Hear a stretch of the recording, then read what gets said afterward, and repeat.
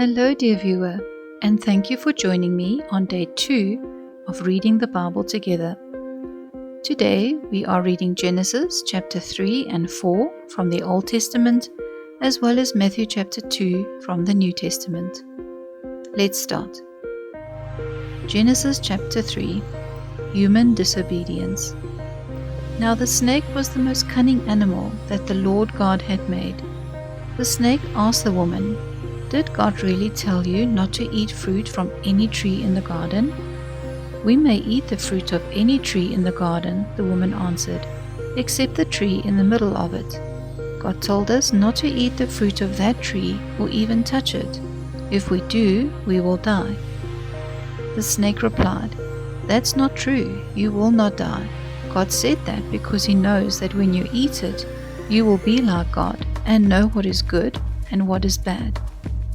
The woman saw how beautiful the tree was and how good its fruit would be to eat, and she thought how wonderful it would be to become wise. So she took some of the fruit and ate it.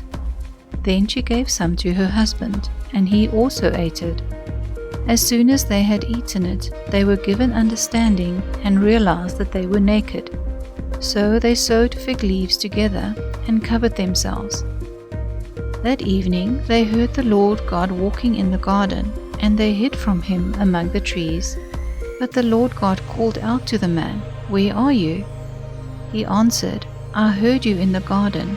I was afraid and hid from you, because I was naked." "Who told you that you were naked?" God asked. "Did you eat the fruit that I told you not to eat?" The man answered, "The woman you put here with me gave me the fruit, and I ate it." The Lord God asked the woman, "Why did you do this?" She replied, "The snake tricked me into eating it." God pronounces judgment. Then the Lord God said to the snake, "You will be punished for this. You alone of all the animals must bear this curse. From now on you will crawl on your belly, and you will have to eat dust as long as you live. I will make you and the woman hate each other. Her offspring and yours will always be enemies. Her offspring will crush your head, and you will bite her offspring's heel." And He said to the woman, "I will increase your trouble in pregnancy and your pain in giving birth. In spite of this, you will still have desire for your husband, yet you will be subject to him." And He said to the man, "You listened to your wife and ate the fruit which I told you not to eat. Because of what you have done, the ground will be under a curse. You will have to work hard all your life to make it produce enough food for you. It will produce weeds and thorns, and you will have to eat wild plants. You will have to work hard and sweat to make the soil produce anything, until you go back to the soil from which you were formed. You were made from soil, and you will become soil again."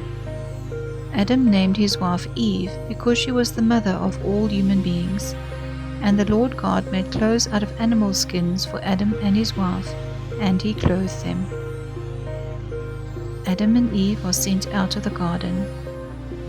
Then the Lord God said, "Now these human beings have become like one of us, and have knowledge of what is good and what is bad. They must not be allowed to take fruit from the tree that gives life, eat it, and live forever." So the Lord God sent them out of the Garden of Eden, and made them cultivate the soil from which they had been formed. Then at the east side of the garden, He put living creatures and a flaming sword, which turned in all directions. This was to keep anyone from coming near the tree that gives life. Genesis chapter 4. Cain and Abel. Then Adam had intercourse with his wife, and she became pregnant. She bore a son and said, "By the Lord's help I have gotten a son." So she named him Cain. Later she gave birth to another son, Abel. Abel became a shepherd, but Cain was a farmer. After some time, Cain brought some of his harvest and gave it as an offering to the Lord. Then Abel brought the first lamb born to one of his sheep, killed it, and gave the best parts of it as an offering. The Lord was pleased with Abel and his offering, but He rejected Cain and his offering. Cain became furious, and he scowled in anger. Then the Lord said to Cain, "Why are you angry? Why that scowl on your face? If you had done the right thing, you would be smiling. But because you have done evil, sin is crouching at your door. It wants to rule you, but you must overcome it." Then Cain said to his brother Abel, "Let's go out in the fields." When they were out in the fields, Cain turned on his brother and killed him. The Lord asked Cain, "Where is your brother Abel?" He answered, "I don't know. Am I supposed to take care of my brother?" Then the Lord said, "Why have you done this terrible thing? Your brother's blood is crying out to me from the ground, like a voice calling for revenge. You are placed under a curse and can no longer farm the soil. It has soaked up your brother's blood, as if it had opened its mouth to receive it when you killed him. If you try to grow crops, the soil will not produce anything. You will be a homeless wanderer on the earth." And Cain said to the Lord, "This punishment is too hard for me to bear. You are driving me off the land and away from your presence. I will be a homeless wanderer on the earth, and anyone who finds me will kill me." But the Lord answered, "No, if anyone kills you, 7 lives will be taken in revenge." So the Lord put a mark on Cain to warn anyone who met him not to kill him. And Cain went away from the Lord's presence and lived in a land called Wandering, which is east of Eden. The descendants of Cain. Cain and his wife had a son and named him Enoch. Then Cain built a city and named it after his son. Enoch had a son named Irad, who was the father of Mehujael, and Mehujael had a son named Methuselah, who was the father of Lamech. Lamech had 2 wives, Adah and Zillah. Adah gave birth to Jabal, who was the ancestor of those who raise livestock and live in tents. His brother was Jubal, the ancestor of all musicians who play the harp and the flute. Zillah gave birth to Tubal-Cain, who made all kinds of tools out of bronze and iron. The sister of Tubal-Cain was Naamah. Lamech said to his wives, Adah and Zillah, "Listen to me. I have killed a young man because he struck me. If 7 lives are taken to pay for killing Cain, 77 will be taken if anyone kills me." Seth and Enosh. Adam and his wife had another son. She said, "God has given me a son to replace Abel, whom Cain killed." So she named him Seth. Seth had a son whom he named Enosh. It was then that people began using the Lord's holy name in worship. Please feel free to pause the video here for time to reflect on what we have read. Let's continue. Matthew chapter 2. Visitors from the East. Jesus was born in the town of Bethlehem in Judea during the time when Herod was king. Soon afterward, some men who studied the stars came from the east to Jerusalem and asked, "Where is the baby born to be the King of the Jews? We saw his star when it came up in the east, and we have come to worship him." When King Herod heard about this, he was very upset, and so was everyone else in Jerusalem. He called together all the chief priests and the teachers of the law and asked them, "Where will the Messiah be born?"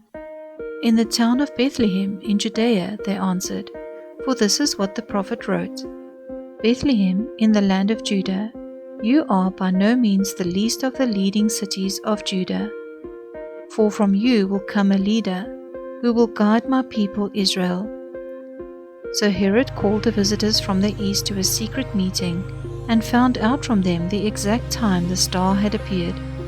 Then he sent them to Bethlehem with these instructions: "Go and make a careful search for the child, and when you find him, let me know, so that I too may go and worship him."